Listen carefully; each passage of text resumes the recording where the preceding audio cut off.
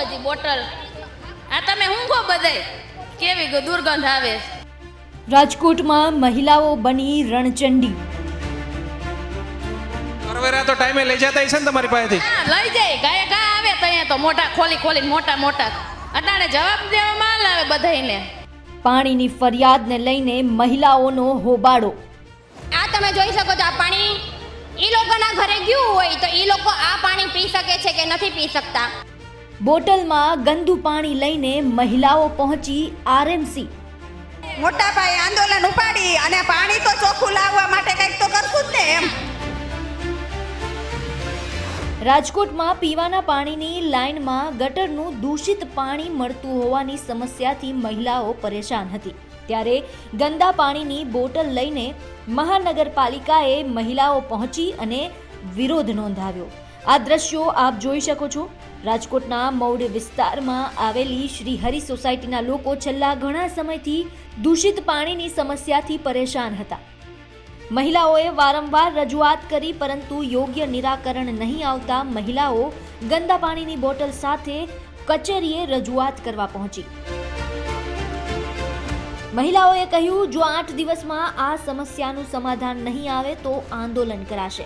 સાંભળો મહિલાઓએ શું કહ્યું। રાજકોટમાં મૌડી વિસ્તારમાં ખૂબ જ ગંદુ પાણી આવી રહ્યું છે ને છેલ્લા કેટલાક સમયથી આ સમસ્યા છે તે હલ નથી થતી અને તેને લઈને મૌડી વિસ્તારની મહિલાઓ છે તે આરએમસી ખાતે પહોંચી છે ને અહીંયા હલ્લાબોલ આ મહિલાઓ કરી રહી છે, કારણ કે સૌથી મહત્વની જરૂરિયાત જીવનની હોય તો જે પાણી છે ને પાણી આપ દ્રશ્યમાં જોઈ શકો આવું આવે તો કેવી હાલત થાય। મહિલાઓ સાથે સીધી વાત કરશું। બેન, કયા વિસ્તારમાંથી આવો છો ને કેટલી આ પાણીની સમસ્યા? અમે વોર્ડ નંબર 11 શ્રી હરિ સોસાયટીમાંથી મવડી ખાતે આવેલા છે અને પાણીની સમસ્યા છેલ્લા 8 મહિનાથી આ છે અને આ તમે જોઈ શકો છો કે આ પાણી પીવા લાયક છે કે નથી। એના માટે અમે વારંવાર રજૂઆત પણ સરને કરી છે, લેખિત દ્વારા કરી છે, મૌખિક દ્વારા કરી છે, ફોન દ્વારા કરી છે, પણ અમને સરખો જવાબ દેતા નથી। અને આ તમે જોઈ શકો છો, આ પાણી ઈ લોકોના ઘરે ગયું હોય તો ઈ લોકો આ પાણી પી શકે છે કે નથી પી શકતા। આ પાણી પીવાથી અમારા છોકરાઓ માંદા પડે છે, જેથી અત્યારે સિવિલ હોસ્પિટલ ખાતે છે ઝાડા ઉલટી, તાવ, મેલેરિયા જેવા રોગો આ પાણીથી ઉત્પન્ન થાય છે। હવે આ પાણી આવે તો આનાથી મચ્છર થવાના જ છે।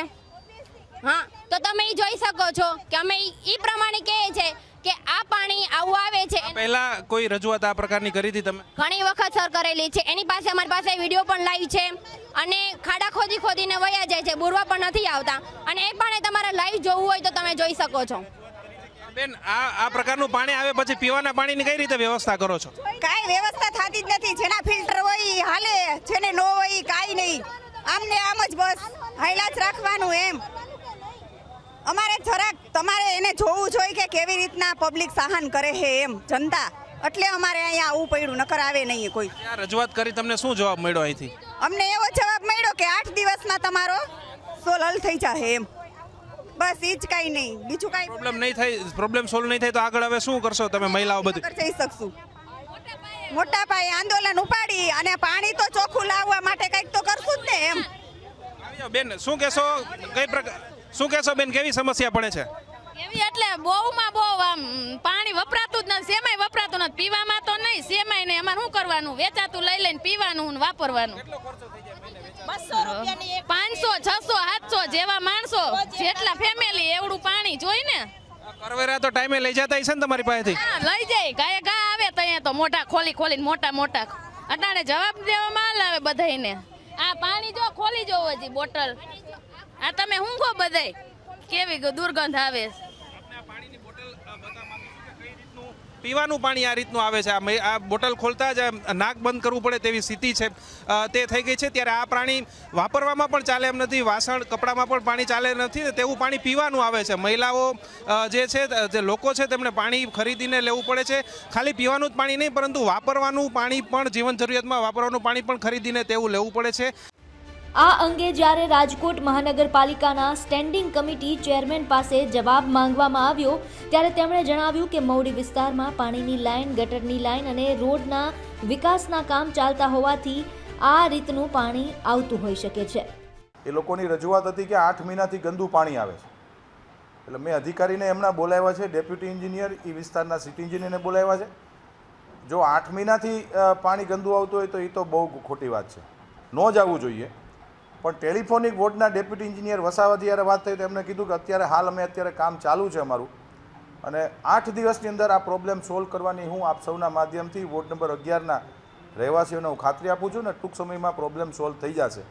ખાસ કરીને જ્યાં ડીઆઈના કામો ચાલે છે, રાજકોટ મહાનગરપાલિકાની 40 થી 45 વર્ષ જૂની પાઇપલાઇનો હતી, એ પાઇપલાઇનોની જગ્યાએ ડીઆઈ પાઇપલાઇનનું નેટવર્ક સેટ કરવામાં આવી રહ્યું છે.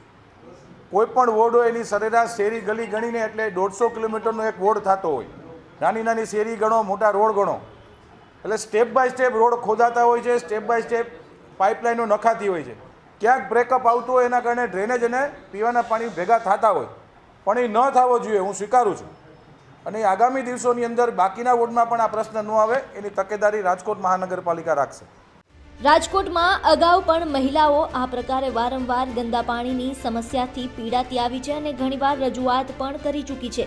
આશા રાખીએ કે ઊંઘતા તંત્રને જ્યારે મહિલાઓએ આ વિરોધ સાથે જગાડ્યું છે તો જલ્દી જ તેનો ઉકેલ આવશે. રાજકોટથી રોનક મજીઠિયાનો અહેવાલ, ગુજરાત તક.